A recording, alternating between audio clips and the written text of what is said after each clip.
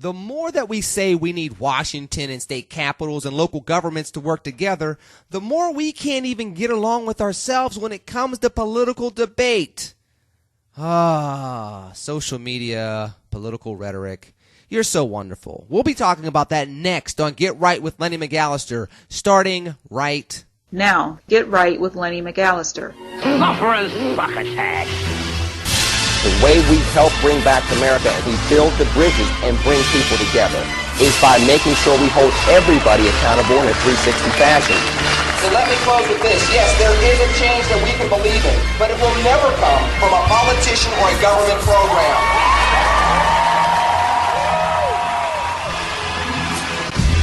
We cannot find physical standards here in the land of Lincoln, from Carbondale to Elgin, in which collectively continue to tolerate anything found on the streets of South Chicago and East St. Louis, Illinois. We got to move away from the American Idol soundbite nature of politics and back to the American statesman of humble servant leadership that we used to see in politics. It is time to roll out the era of the new, educated, engaged, and energized American citizen. I go do the jail ministry. I speak to the kids in the streets. So I'm never going to lay down being a conservative just as much as I'll never lay down being a proud African American. I feel like a black republic. Money I got coming in. Can't turn my back on the hood. I got love for them. Can't clean my act because I'll never get it. The more I do this political thing, the more I genuinely just don't get it. I'll get into that in just a second. First and foremost, thank you very much for joining me here once again on the podcast. It is Get Right with Lenny McAllister. You know who this is. It's Lenny McAllister. You know who you are. You know where to find me. You can find me on Facebook. You can find me on Twitter. Very simple. LENNYMCALLISTER on Twitter. I love the feedback, love the conversation. Facebook, just the same 2 pages, same dude, and same great conversation. First and foremost, let me say thank you back to Michael Skulnick. We will be doing the Global Grind articles once a week, every Wednesday, starting last week, actually. So we'll have something coming out this upcoming Wednesday. Thank you for that. Do appreciate being on Al Jazeera America on Thursday night, talking about the debt ceiling. Thank you very much for that. Was on Sun News Network on Friday. Do appreciate that. And then I had my computer crash. And I'll get into the rhetorical garbage in a second, but I have to send out an angel thank you, if you will, to an investor, if you will, and an angel investor, if you will, a friend, if you will, just somebody that gets it, because I'm sitting there and I'm not a tech guy. I used to be a computer programmer way back when, literally way back when putting color into your program involved Crayola crayons. That's how long ago it was since I was a computer programmer. I mean, blue screen wasn't the blue screen of death. It was just blue screen. Basically how long ago it was. So for me to dig into a computer and try to get something to work the way you need it to work when your computer crashes, I've taught myself. I've done pretty well, but if it gets too complex, I'm stuck. So I had somebody that helped me out of that bind, and I want to say thank you to that gentleman. Thank you so very much for getting us back up on our feet when it comes to just the IT stuff. And there's been other people out there that have been supportive over the years, that have done everything from make sure that we have the prayer and the support that we need to do what we do as a movement. And people talk about the Tea Party movement and the liberal movement, progressive movement, everything else. There needs to be a movement that involves Americans that actually can talk to both sides. So those that have invested their time, energy, treasure, love, prayers into that movement, I'm taking the moment right now to say thank you very much. You all know who you are, and I treasure you, and my family treasures you, and those that work with me treasure you as well. So thank you very, very much. Now back to what I was talking about in regards to the rhetorical just nonsense, garbage. I don't know what to say. Everybody is constantly polling and saying that Washington, D.C., for the most part, is acting as if they're a group of children stuck in a sandbox arguing over the pail and the shovel. That's basically the whole vibe that people are getting from Washington, D.C. They need to know how to talk to each other. They need to learn how to work together. And this is ridiculous, and I'm sick of this, and Washington's broken, and they're going to drive us all over the cliff with the debt ceiling crisis, and this is why America can't get ahead, and this is why we have no jobs, and this is why our kids don't learn, and this is why we have dysfunction all over the place, and this is why the violence is going up, and you hear it all the time. So there's this call for people to learn how to cooperate, and some people think that their side does it better than the other. President Obama, he claims he's been bending over backwards to work with the Republicans since he's gotten in there. That's not really true, because when you go to a meeting and say, hey, dudes, I won at your very first meeting with the Republicans, that's not a conciliatory tone. That's not a cooperative tone. Now, it is the same. I'm not going to sit here and say that the Republicans are right and President Obama and Democrats are wrong. That's not true either, because the Republicans, and I said this last week, had multiple opportunities to look at things that this president has worked on with them, given them concessions, and said, here is your win. We'll see you next battle. Oh, no. We want to win the war right now. We have basically 4 handguns and a grenade, but we're going to go try to win World War II. That's not going to happen. You want to know why? You don't have enough ammunition, number one. Obviously. Number 2, World War II, and I'm obviously speaking, proverbially, but they're fought on different theaters. There are different battles. There are different things going on. You got all these different players in the mix, and it's a process to win World War II. It may take years, and it did. Just the same with political battles. You cannot lose elections and think you're going to get changes. You cannot win elections and think you're going to overturn everything. Because even when the Republicans won in 2010, and I helped part of that. I was part of that movement, training people, getting people involved on the ground, advocating for certain candidates. There were literally over 30 black congressional candidates that ran in that year alone. Now, granted, the yield rate wasn't all what it needed to have been, or what we would have liked for it to have been. I'll give you that. But guess what? It at least happened. There was change. But that still came on the heels of 2006, 2008. So don't think you're going to reverse 4 years of movement with one big election and you're going to do it all at once. That's not going to work. That's not what's going to happen.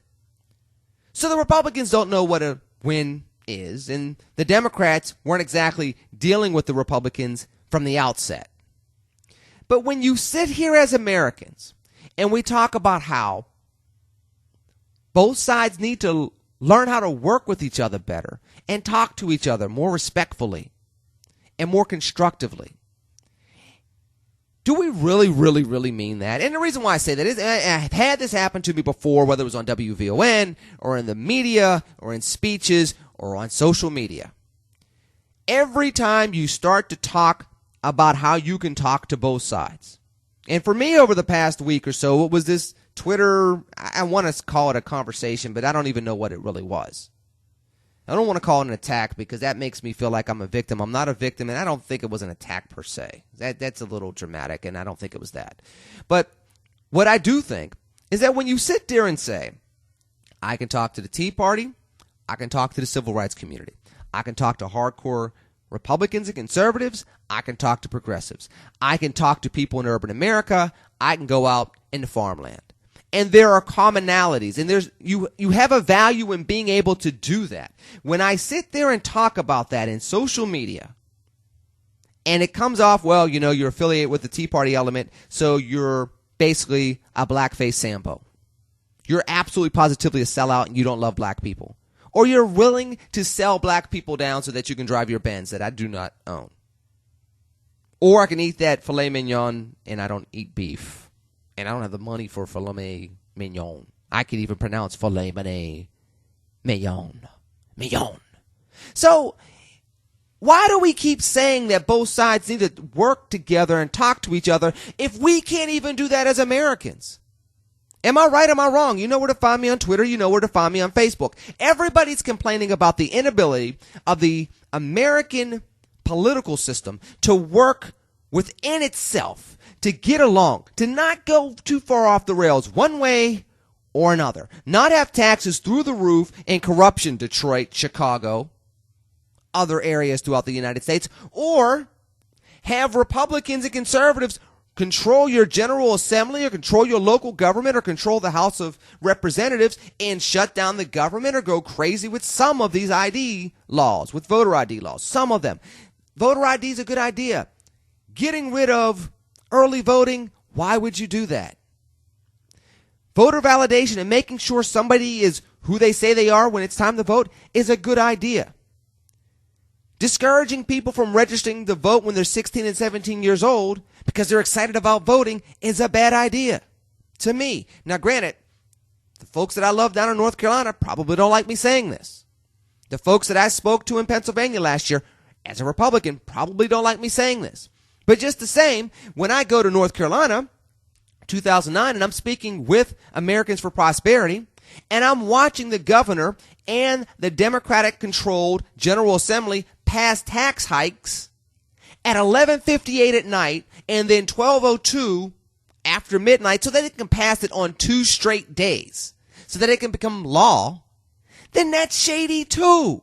I don't see how more Americans don't think that you can do both of those things in regards to holding positions that you're against. You're against certain voter ID laws and you're against taxes going up in that fashion. I don't see why people don't think that that's something that can be done.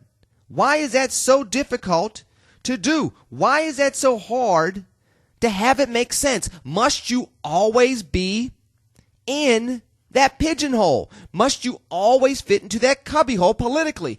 And if the answer is yes, and I'm starting to think, the more I watch Twitter, read stuff on Facebook, listen to people in social media, other places, listen to what's on cable news, and watch how people are in politics, I'm starting to think that the answer is yes. I'm starting to think that people like me are the extreme minority, which goes to this. If that is the case, if you cannot have people that can go amongst different groups comfortably and talk to different factions in American politics comfortably and try to get some agreement on very tough, complex, and emotional issues, then why are we polling and complaining about people not being able to do this in Washington?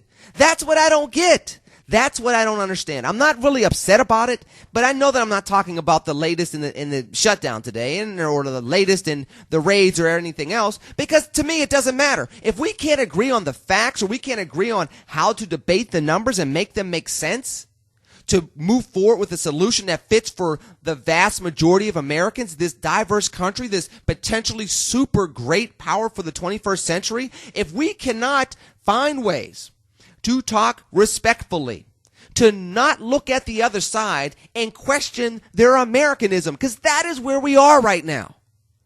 That is where we are. You got progressives that say that conservatives are more loyal to a corporation than they are the American flag. And then you have conservatives that look at progressives and say they want to destroy the United States of America and make this a socialist state. If that is more of the norm in American political talk and feeling, it's not so much the political or rhetorical talk. It is how people genuinely feel.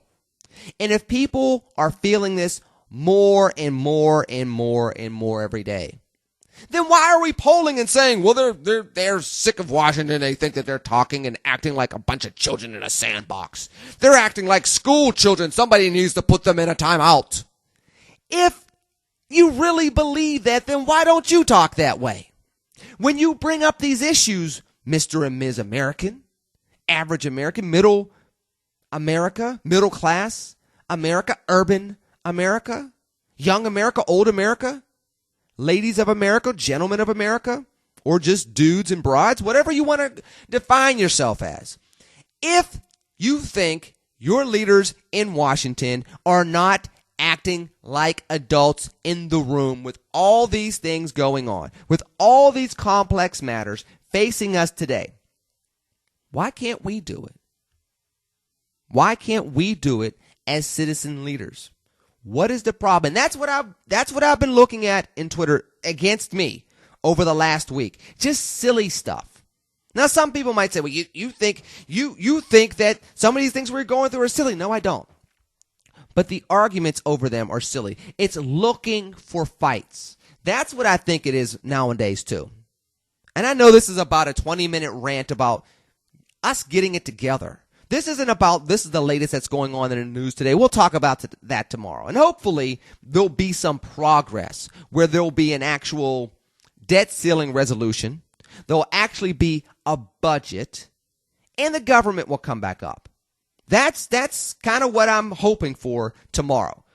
And yeah, I could conceivably sit there and talk about Boehner on ABC News with Stephanopoulos, or I could talk about Ted Cruz on State of the Union or any of that other stuff. I'm not going to do that because nothing's really changed. They've said some things. Everybody's posturing. So while we have a day to wait for them to actually do something, and I know that President Obama's trying to show that he's willing to be flexible, but he's not going to be flexible on Obamacare. He's not going to sit there and say, okay, I'm going to repeal it. Y'all are right. That's not going to happen. So while we have a day to pause and breathe, I'm going to go to the American people and say, listen, you're saying that your leaders are acting like children, but then we argue with each other like children when it comes to politics. We don't understand the nuances of politics. I made on Twitter, I literally sat there and said, just because a law is legal, it does not make it a good law.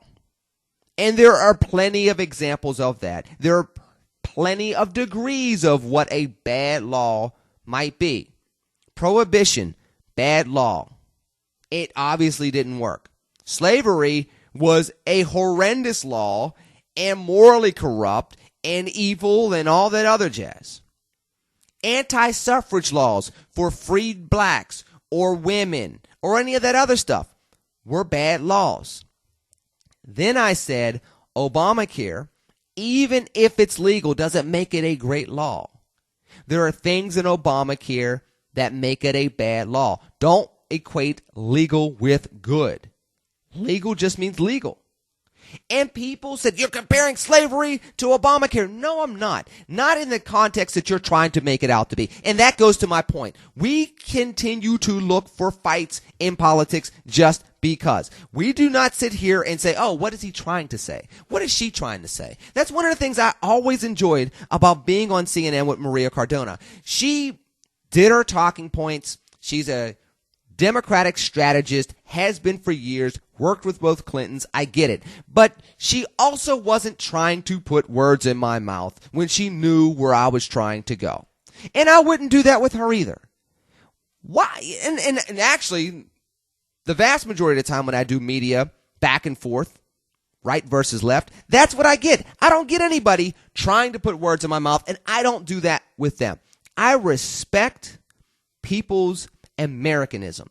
If you're an American citizen, I respect you as a fellow citizen, and we disagree on issues. If you're trying to be a citizen, I commend you for trying to be part of the American fabric, and I hope that I can be supportive in a legal way in your endeavors. There's nothing wrong with that. If you're undocumented, but you want to live here and contribute to the American fabric and live the American dream, I commend that as well. I can care less about how hard you want to work, how you want to help your family, or anything else you want to do with your life. I just want to help you do that in a legal way, and we move forward. Why can't we disagree without being disagreeable? Or just being, I won't even say disagreeable. I've heard that phrase before. Without being just flat, stupid, and ridiculous, and mean, and evil, and nasty. Why? It goes back to what I was saying before. Love to get your feedback on Twitter, Facebook, etc. Why do we sit here and get mad when our political leaders do this? Because we do get mad when our political leaders do this. But then when we do it ourselves, we're justified. We got to go get all the black conservatives because none of them like black America. Come on, y'all, really? You know, you got to go get all the people that are pro-choice because they're baby killers and they hate children. And they're Satanists. Really? I mean, it's old. It's ridiculous. It's non-productive, and it's not even applicable to 95% of the people you're talking about. It just isn't. And you don't even know when it is or is not applicable until you talk to somebody. That's the other crazy thing about this. that once again I learned and experienced on Twitter is the fact that you can try to say what you want in 160 characters. And for me, there's a record out there. Go look at what I wrote about voter validation. Go look at what I said about the Voting Rights Act. Go see who some of the people I've worked with. There's not a lot of Tea Party people that have hung out at the State of the Black Union with Tavis Smiley and then gone down to the Essence Music Festival and done political talk down there, then showed up on BET multiple times. That could walk the south side of Chicago, mentor kids there, and then go speak at a Tea Party speech. And do it comfortably. So maybe rather than, well, you got to fit into this rhetorical, square peg. You got to fit into you're the square peg fitting into the round hole. And this has to fit this way because this is what the television's telling me, man. Enough is enough. Is enough. I don't like getting into it. I feel like we have such work to do. Children are dying. They're not getting the education. The jobs aren't coming back the same exact way. The debt is going through the roof.